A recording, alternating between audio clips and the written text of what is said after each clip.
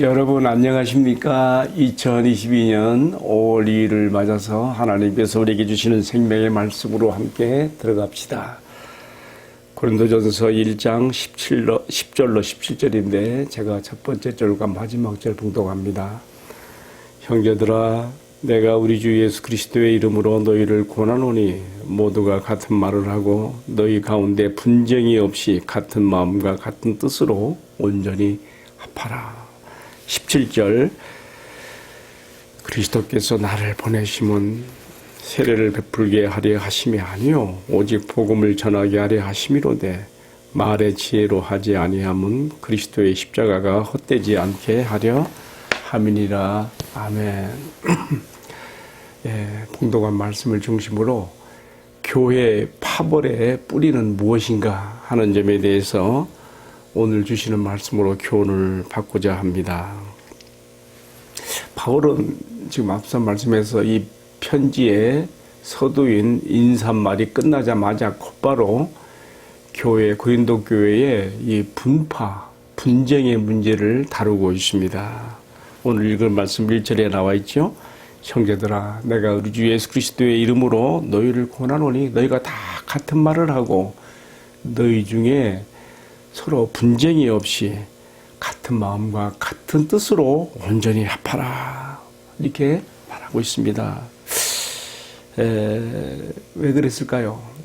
고린도 교회가 이 파벌 문제 외에도 문제가 많이 드러납니다. 그러나 바울이 볼 때에 주님의 사도가 성령의 감동 가운데 가장 먼저 이 문제를 끌고 나오는 것은 이 교회 안의 분쟁과 분파의 문제야말로 교회를 와해시키려고 하는 가장 위험한 요소라는 것을 우리가 생각해 보게 되는 것입니다. 우리가 먼저 본문의 말씀을 잘 이해하기 위해서 이 고린도 교회가 설립된 배경을 이야기하고 있는 사도행전 18장으로 가볼 필요가 있습니다.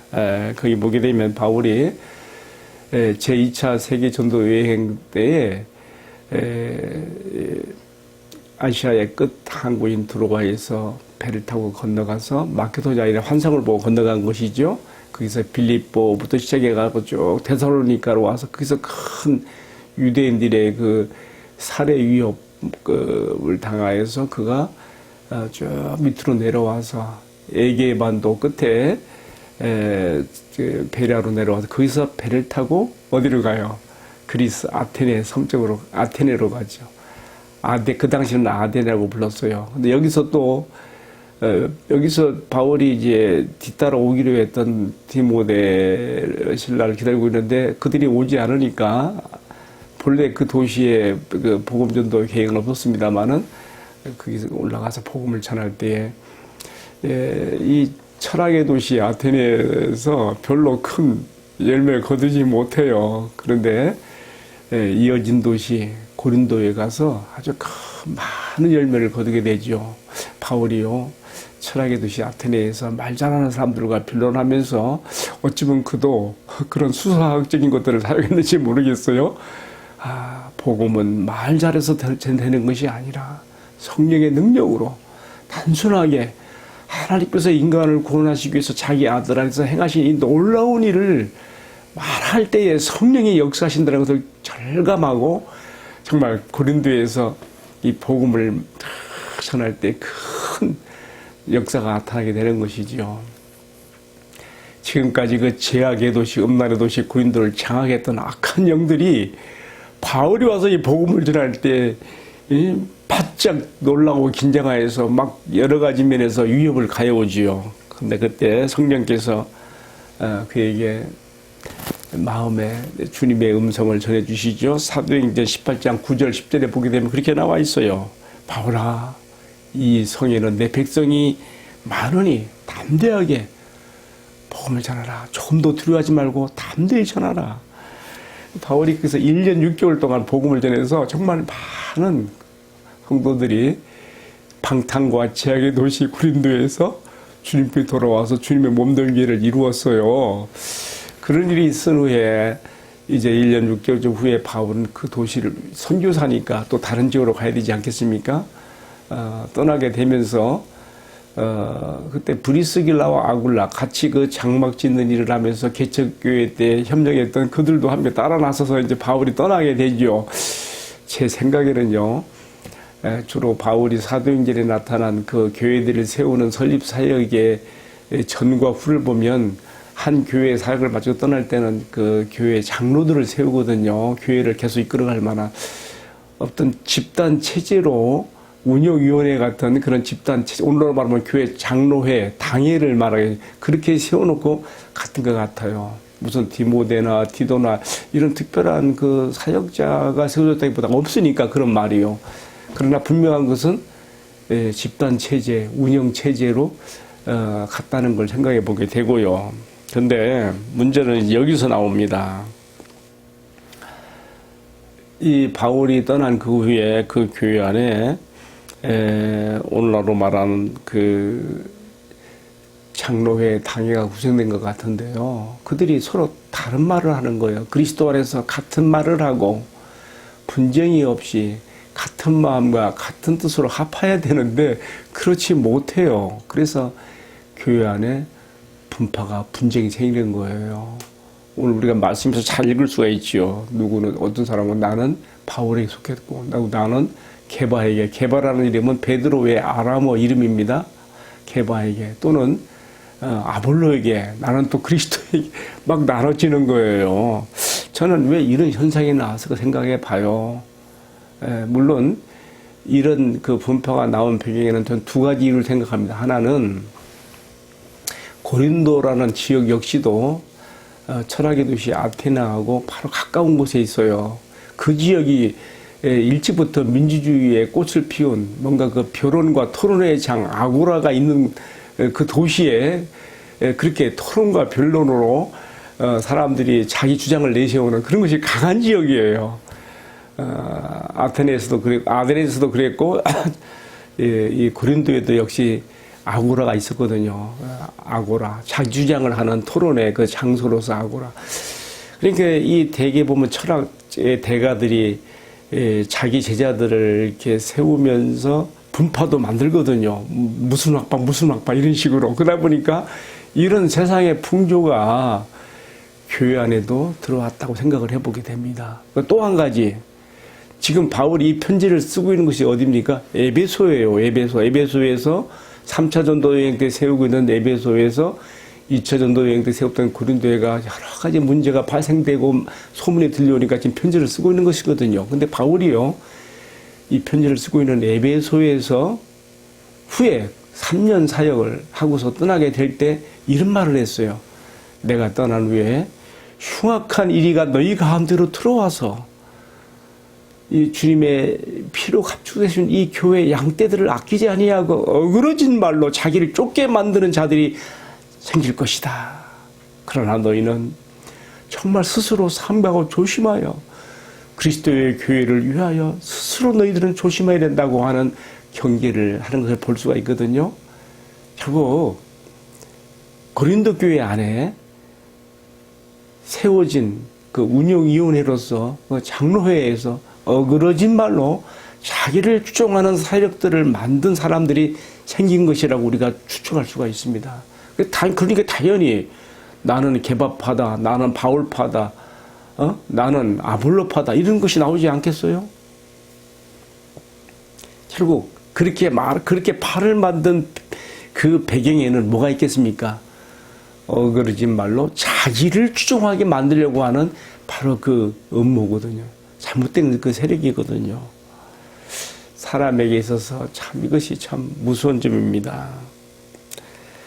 자, 바울은 여기에 대해서 자기 경험을 얘기합니다. 내가 너희가 지금 예배하며 섬기는 그 고린도 교회를 개척했지만, 내가 이 교회 설립자지만 나는 모든 사람들의 그 시선이 그리스도교에 향하도록 하기 위해서 나는 말씀으로 제자를 양육하고서도 심지어는 세례 주는 것까지도 내가 하지 않았다. 당시에는요, 여러분 안수를 해서 세례를 주는 게 결국은 뭡니까? 그 안수한다는 것은 자기의 권위를 이렇게 권위 아래 둔다는 표시도 있거든요. 나는 내가 어그러진 말로 그리스도 예수의 제자가 되는 영혼들을, 양무리들을 내가 나의 제자로 만든 것처럼 내가 혹시라도 오해가 있을까 하여서 나는 불과 몇몇 사람에게는 세례를 주었지만 나는 세례 주는 것조차도 내가 교회에다가 다 맡기고 이름했다. 바울은 이렇게까지 철저하게 교회가 그리스도 중심으로 되기 위해서 어떻게 자기가 사역했는지까지도 여기서 이야기를 하고 있습니다. 제가 지금 고린도 교회의 이 분파와 파벌, 분쟁이 어디서 나왔겠는가?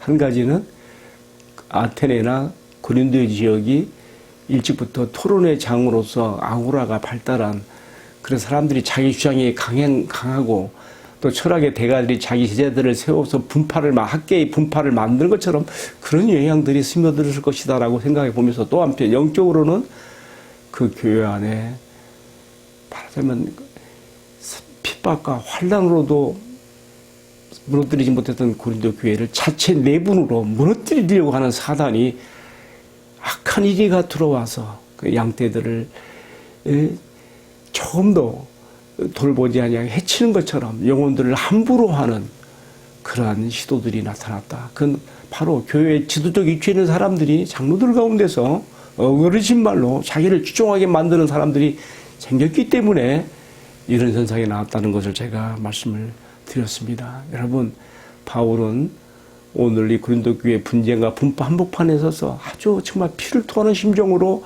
외치고 있습니다.